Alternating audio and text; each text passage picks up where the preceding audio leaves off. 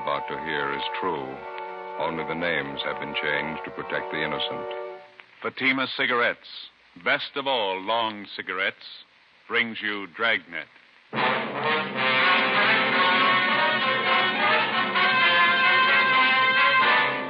You're a detective sergeant.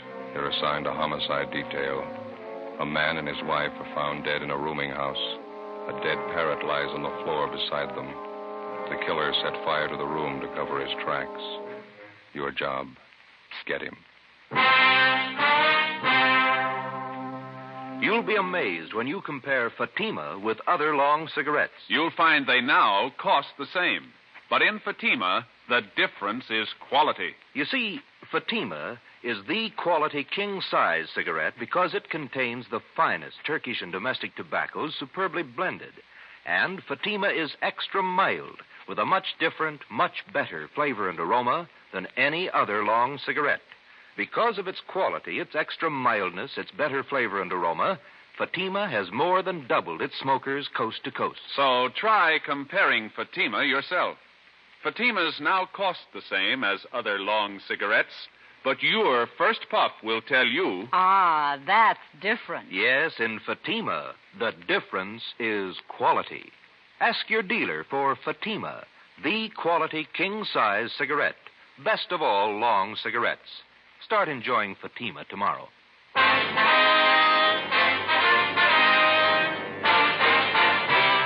Dragnet, the documented drama of an actual crime. For the next 30 minutes, in cooperation with the Los Angeles Police Department, you will travel step by step on the side of the law through an actual case transcribed from official police files. From beginning to end, from crime to punishment, Dragnet is the story of your police force in action. It was Wednesday, April 2nd. It was windy in Los Angeles. We were working the early morning watch out of homicide. My partner's Ben Romero. The boss is Thad Brown, chief of detectives. My name's Friday. I was on the way back from communications, and it was 5:25 a.m. when I got to room 42. Homicide.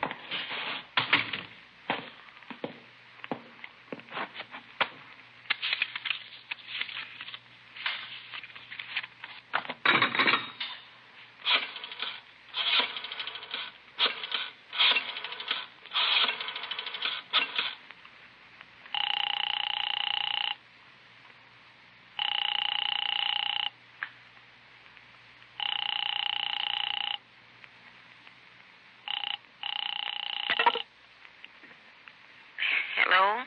Is this Miss Jones? Yes, who is it? This is Joe Friday. I'm sorry to bother you, Miss Jones. Is Lee there? Oh, yes, Joe. Just a minute. I'll wake him. Lee. Lee, honey. Yeah? Lee, it's Joe Friday. He wants to talk to you.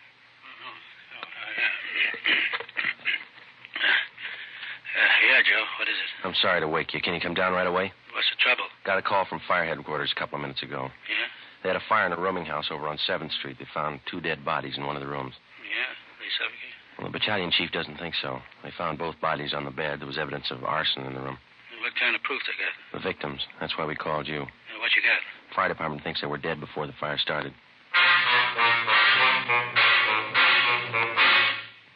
5:30 a.m. Romero and I drove out to the rooming house on 7th Street. It was a 2-story building in the middle of the block between South Grand and Toledo Avenue. On one side of it was a small transient hotel, on the other, a building which housed a bookbinding firm and studios for an acrobatic dancing school. When we got there, the salvage crew was still working. We were directed to the 2nd floor, where we met with a man in charge from the fire department, Battalion Chief Sullivan. It's right down the hall here. Watch your step there. Oh, yeah. You have the names of the victims, Chief? We think it's Guthrie, Mr. and Mrs. Charles Guthrie. Old couple, lived here for some time, I understand. Here we are. We figure that's where it started, right under the bed over there. Heat must have been terrific. Look at the walls, Joe. Yeah. This is where most of the damage was done, Chief? No, rooms on both sides got it, too. Not as bad as this, though. Guthrie's had 2 rooms. This and the one adjoining. Through the door there. Mm-hmm. When the fire starts, got any idea? About 4:45, I'd say. Landlady smelled the smoke about 10 to 5, put in the alarm. Fire was out 3 minutes after 5. Any other casualties besides the Guthries, I mean? No, just the 2. Okay. Over on the bed here.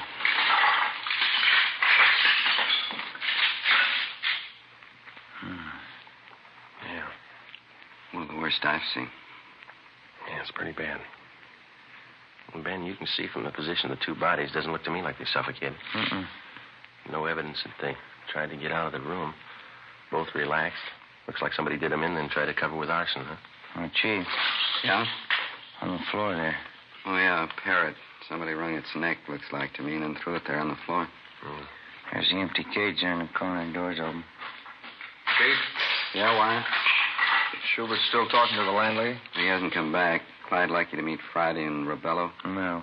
Sorry, Friday and Romero homicide detail. This is Clyde Wyatt from the arson squad. All right, Wyatt. How are you? You want to show him that setup, Clyde? How it was touched off? I'm glad to. You can take a look under the bed there. Tells most of the story. You see directly underneath there? Let me see. Mm-hmm. What is that, Wyatt? Pretty charred. Rags and papers. Had a good soaking in kerosene before they were touched off. Strung out all under the bed here. Couldn't miss, huh? Thorough guy, whoever set it up. Most of the carpeting in the room was doused with kerosene, too. This much you can count on. The man who touched it off knew something about timing devices. Want to show him that rig, Clyde? Oh, right here. Yeah? Ordinary electric heater. This automatic timer was connected to it, then plugged in. Heater was placed under the bed right next to the rags and papers. Timer was set probably for about 4:45 a.m. Mm-hmm. Timer let go on schedule. Heater warmed up. Rags and papers caught fire, then the mattress. You can see the rest for yourself. That timer pretty intricate, Wyatt? The man who put it together was no amateur, as the chief said. Must have known something about clockwork. Wyatt, see you a minute. Yeah, Mac. Excuse me, I'll be back in a minute. Too bad. Thanks very much. You find anything else that might tie in, Chief? Not in this room, no. Dead parrot there. Door of the cage open. Probably a pet. Might have been out of the cage at the time of the fire.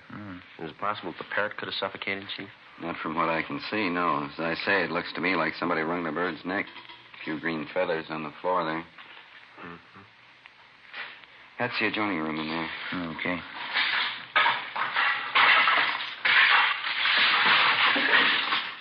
I figure the Guthries used it as a sitting room.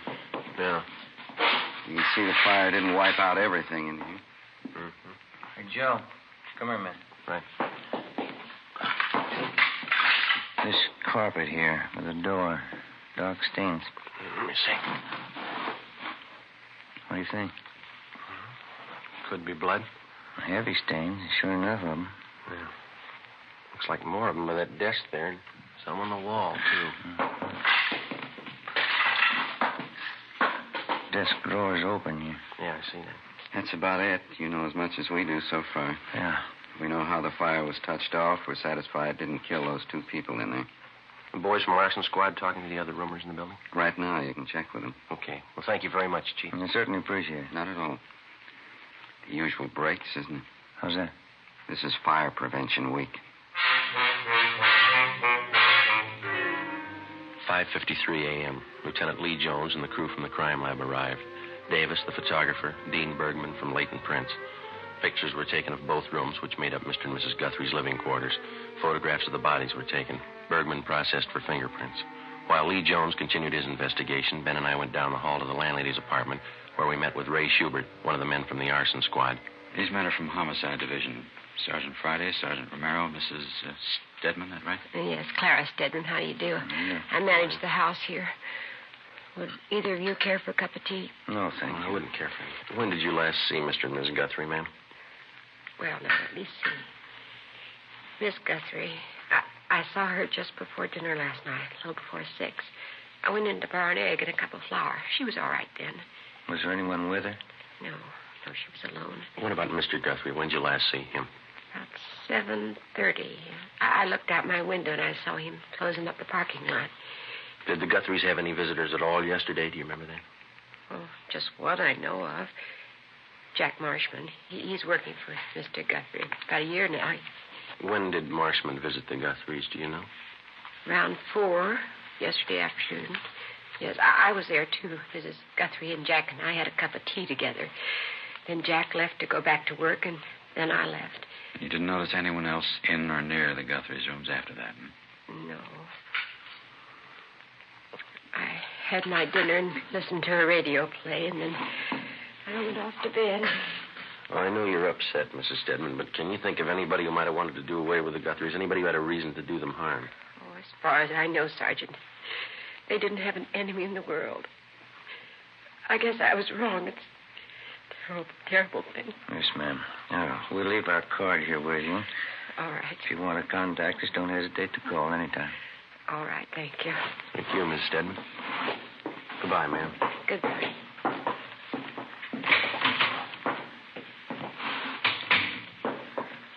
What time you got? 6:15. That's pretty early. They ought to be able to post the bodies for us this morning. Today, Friday? Oh, yes, Chief. Jones, your crime lab man's looking for you. Thank you. Ben, you call the coroner, do you? Yeah, he's on his way over.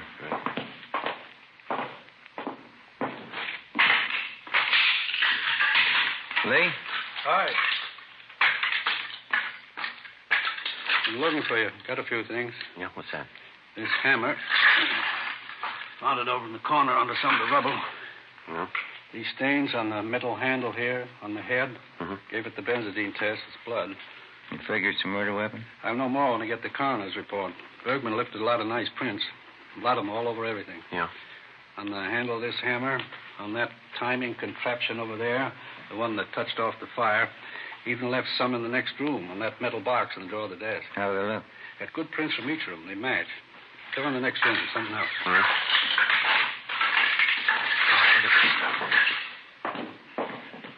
Yeah?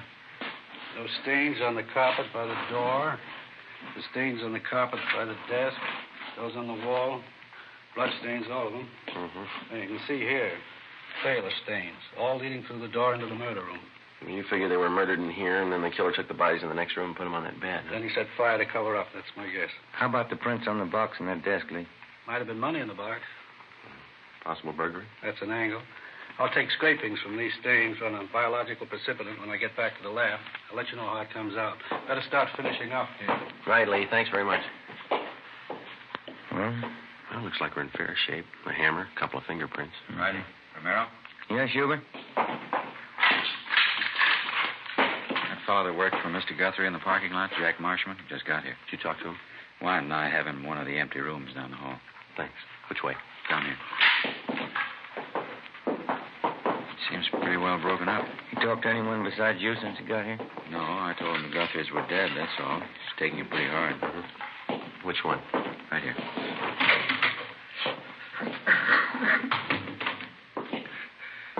As friends I had, Charlie and Marta. I knew I should have stayed with them. I knew I should have.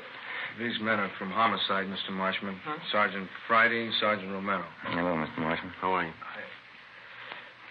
I don't know what I can tell you. I can't understand what Charlie and what. Well, what can I do to help? I'd like to have you answer a few questions, if you don't mind, sir. Certainly.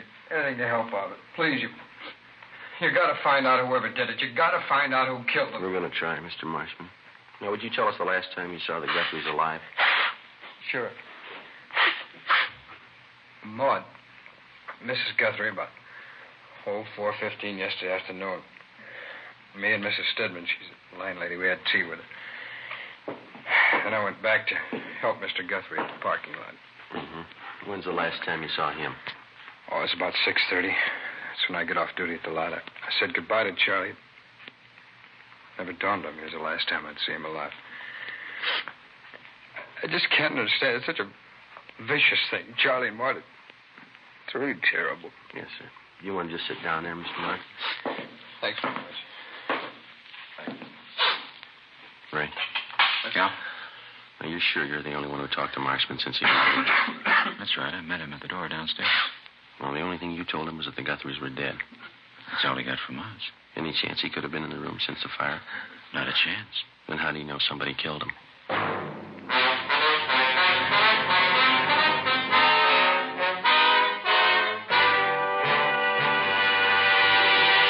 You are listening to Dragnet, authentic stories of your police force in action. You'll be amazed. when you compare Fatima with other long cigarettes. Buy a pack. You'll find Fatimas now cost the same. Light a Fatima. Ah, that's different. What a difference. Yes, friends, in Fatima, the difference is quality. Quality of tobaccos, the finest Turkish and domestic varieties, extra mild and superbly blended, to give you a much different, much better flavor and aroma than any other long cigarette. Quality of manufacture. Smooth, plump cigarettes rolled in the finest paper money can buy. Quality, even to the appearance of the bright, clean yellow package, carefully wrapped and sealed to bring you Fatima's rich, fresh, extra mild flavor. Try comparing Fatima yourself. Fatimas now cost the same as other long cigarettes, but your first puff will tell you... Ah, that's different. Yes, in Fatima, the difference is quality.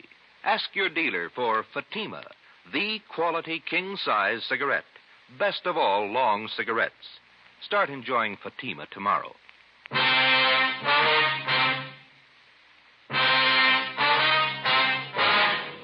Wednesday, April 2nd, 6:45 a.m. Lee Jones and his men completed their investigation and took their findings back to the crime lab for further examination. The deputy coroner arrived and removed the bodies of Mr. and Mrs. Guthrie to the county morgue. Together with Clyde Wyant and Ray Schubert of the arson squad, Ben and I continued questioning the Guthrie's friend and employee, Jack Marshman. His answers got more confused, and he kept contradicting himself. In some ways, he seemed childlike. In others, a good deal more complex. We strung along. In order to keep up the pretense that he was not a suspect, we asked him to come along with us while we checked his living quarters, a 2-room basement apartment near Olympic and South Flower. We explained it as a routine check. Marshman was calm and self-assured.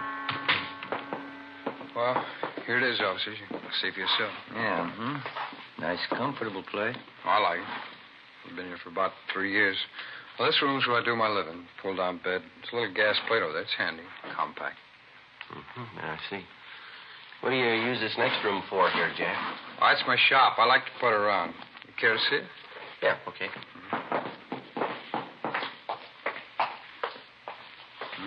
It's very nice. What's your hobby? Watchmaking. I used to be a watchmaker. I haven't worked at it lately, though. Job's pretty hard to find. Yeah. These parts here on the bench. You making something, Jack? Oh, just fooling around. Old alarm clock there. I'm fixing it up for a friend. All these wires and things. They all go into the works, huh? More or less, yeah. Just something I was fooling around with. It keeps me busy, you know. I like a hobby. They say it's good for you. That's what they say, yeah. Where does this door go, Marshman? Oh, it's my closet. Just some clothes and stuff in there. Just junk. Don't mind if I look, do you? Well, it's only a closet. They're just clothes and junk. There's nothing to see. Say, Jack, do you usually keep this stuff around? Huh? Oh. It's kerosene, and it's pretty dangerous to store like this. There's no cap on it. Yeah, I'm glad you reminded me. I got to get a cap for that. I use it to wash up. My hands get dirty working around the bench. This shirt, these trousers. Are yours, Jack? I wish you wouldn't drag that stuff out. It gets my stuff all mixed up. Yeah, they're mine. That's what I figured. The stains here is quite a few of them. Some kind of paint I was using. I'm pretty sloppy with paint. That's not paint, is it, Jack? It's a little like blood to me. Well, what difference does it make? They're working clothes. Thanks for a reason. It was in the day. Oh, why don't you lay off? Huh? Who cares what kind of stain it is? You come in here snooping around, looking all around. I invited you in here. I didn't give you the place. This is my apartment, and this is my shop. Now, you can get out. You hear me? You both of you can get out. What's the matter, Jack? I said you can get out. All right. You want to tell us before we go? I'll tell you what. Why you killed the Guthries? What do you mean? Why did you kill Mr. and Miss Guthrie? No reason. I just did.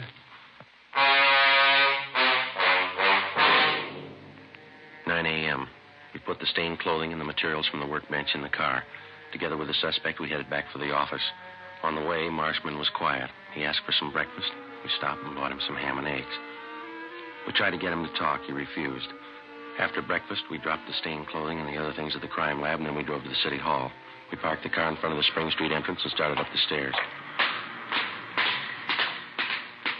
Hey, wait a minute. What's wrong? I've been thinking. Yeah? It's all a mistake. What is? I didn't know what I was talking about. I didn't kill him. 9:47 a.m. Ben and I took the suspect into the interrogation room. We checked him through R&I. He had a record of 2 petty thefts the year before. We went back to the interrogation room and got on the phone. We call latent fingerprints. We made them, Joe. The prints on the hammer, the timing device, and the metal box on the desk. They all belong to Marshman. 10:03 a.m. I call the county morgue. Bodies identified as Mr. and Mrs. Charles Guthrie. Cause of death, Mrs. Guthrie. Multiple depressed fractures of the skull, subarachnoid hemorrhage, blunt instrument. Cause of death, Mr. Guthrie, about the same. Compressions of the brain in the occipital area around the brainstem.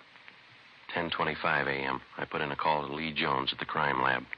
The materials from the workbench are the same that went into that automatic timer, Joe. Piece together the cut ends of some of the wires. They match. How about the stains on his clothes? Human blood. 10:45 a.m. We laid it out for the suspect, step by step. Let me rest a while. I'll feel better. Let me think. We stayed with him. We waited. 11:20 a.m. The suspect opened his eyes. Sergeant? Yeah? I want to talk about it. 11:25 a.m. Schubert and Wyatt from the arson squad joined us. We called in one of the stenographers to take Marshman's statement, Eleanor Eastlack. She automatically took down the time, the place, and those present. Jack, this is Miss Eastlack. She's going to record your statement so there'll be no misunderstanding as to what you say at this time. How do you do, man? Hello. Joe, you want to handle the question? All right. Jack, we've got a few preliminaries here for you. Okay. John Everett Marshman, is that your true name? Yeah. Where do you live? 122.5 Morgan Place, Apartment B. What's your age? 37. Occupation? Watchmaker, when I'm working. Well, now, Jack, you've indicated to us in a previous conversation that you're willing to make a statement setting forth the true facts surrounding the deaths of Mr. and Miss Charles Guthrie. That's right, I'll tell you. Were you in their home Tuesday, April 1st? That's yesterday. Yeah, that's right, I was. What time did you get there? First time? About 5 minutes to 4 in the afternoon. Mrs. Guthrie was there, and so was the landlady, Mrs. Stedman. We had some tea. Was anybody else present while you were there? No, it's just the three of us. How long did you stay there? I left about 4:15, I guess. I guess I was there about 20 minutes. Where'd you go when you left? Oh, back to the parking lot as usual. Charlie Guthrie left and went home to dinner. He got back about 6:15. I left at 6:30, quitting time. Where'd you go after you left the parking lot? Went around the block and then back to the Guthrie's place. Why'd you go back there? To get money. Charlie never paid me enough. Picked me up and expected me to work for nothing. All right. Now, in your own words, will you tell us just what happened starting when you entered the Guthrie's apartment the second time? Mrs. Guthrie opened the door and I went in. She gave me a cup of tea and I told her I wanted some money. She wouldn't give me any. I don't know why, but I was mad. I was sick and tired of both of them. They never gave me enough money. Eleanor? I'm getting it, Sergeant. All right, go ahead, please. Mrs. Guthrie went in the next room, and I went over to the desk and got the money from the box that they keep it in. I don't know how much. I grabbed all of it, and that parrot started squawking. Mrs. Guthrie came running in. She saw me with the money, and she says, "Jack." I picked up something and hit her. It was the hammer, and I kept hitting her. Can you remember how many times you hit her, Marshman? Oh, I don't know. She fell down. Parrot was still squawking and jumping around the cage, and I went over and opened the door of the cage and pulled the parrot out. It stopped moving finally. I went in the bedroom and threw it on the floor, and then I dragged Mrs. Guthrie in the bedroom and put her on the bed, and I left. Where'd you go? No, I don't know. I walked around. Tried to think of something. It was cold. I got a bottle of wine, I drank it, and then I got to thinking about what Charlie'd do when he got home. I knew he'd be sure I did it. He always blamed me for everything. So I finally went back to the Guthrie's place and found the hammer that I used on her. What'd you intend doing with the hammer? Killed Charlie. If she had it coming, so did he. You can't blame me if they forced me into it. Anybody would have done the same. What'd you do after you found the hammer again? I picked it up and waited for Charlie to come home. I remember that. Wine made me feel pretty good. I stood there in the dark holding the hammer, watched out the window for Charlie. It was cold out, I remember that. There was a radio on down the hall, and I held on to the hammer and waited for Charlie. The neon light across the street that came through the windows. The old lady was on the bed in there. I could see the parrot on the floor. It was quiet. I had a smoke. Traffic kept going by outside. I could hear that. I held on to the hammer. It's windy out. I kept thinking Mrs. Guthrie was looking at me from the bed, but she wasn't. Charlie came home at the usual time, a little after 7:30, and I stood by the door. He came in and closed the door after him. When he reached for the lights, I hit him. He fell down. I hit him some more. You couldn't blame me. Anybody would have done the same. Anybody would have, the way he kicked me around. How many times did you hit him, Marshman? I don't know. Was it twice? 3 times? I don't know. I hit him till he quit moving. That's all. I took him, dragged him into the bedroom, put him on the bed with his wife. I put him over. Wiped the stains off of me and left. It's the only thing I could do. Where'd you go then? My place. I knew that timer had to do the trick. I put it in a shopping bag with some stuff, and I went back to the Guthries. They were still there on the bed. Parrot was on the floor. Would you repeat that last part, Mr. Marshman? Oh, I said they were still on the bed, the Guthries, and the Parrot was on the floor next to the bed. Put the kerosene on the carpet and the rags and paper under the bed and rigged up the electric heater and the automatic timer to set it off. A little slower? Yeah, we'll just speak up, Jack, and then slow it down just a little bit. Oh, sorry. How did you rig the timer to set off the heater, Marshman? Can you tell us? Oh, it'd take all morning to tell you. You got the timer. I'll take it apart and explain it to you if you want. All right. What was your purpose in setting fire to the room? You knew both Mr. and Mrs. Guthrie were dead, didn't you? Oh, sure. Sure they were. They forced me into it. I set the fire to make it look like an accident, like they'd burned it. What would you do after you set the timer?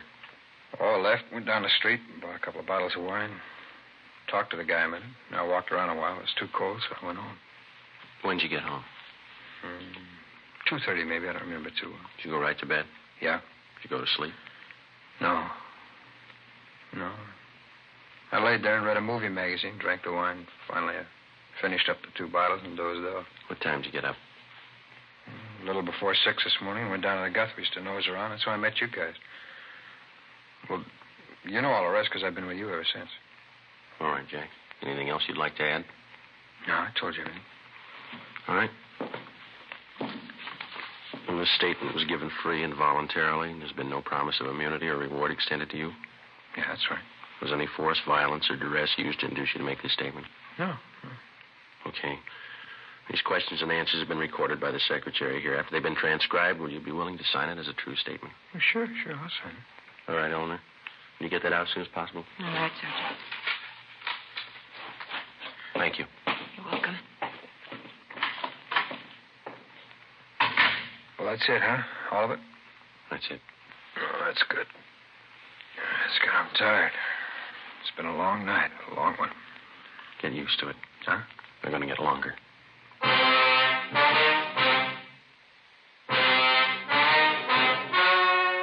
story you just heard was true. Only the names were changed to protect the innocent. On July 29th, trial was held in Superior Court, Department 86, City and County of Los Angeles, State of California. In a moment, the results of that trial. Now, here is our star, Jack Webb. Thank you. Recently, I've asked you to send me the names of cigarette dealers who are out of Fatimas. You see, the demand for Fatimas is so great that I want to make sure that all of you can buy them. So keep your letters coming. If you find a dealer fresh out of Fatimas, let me know, and we'll have something done about it. Write your dealer's name and address on a card and mail it to me, Jack Webb, Post Office Box 951, Hollywood 28. And now for you, Mr. Dealer. The coming holiday season will find new thousands insisting on Fatima quality. Step up your order for Fatimas tomorrow. Get in on the increasing demand for the quality long cigarette.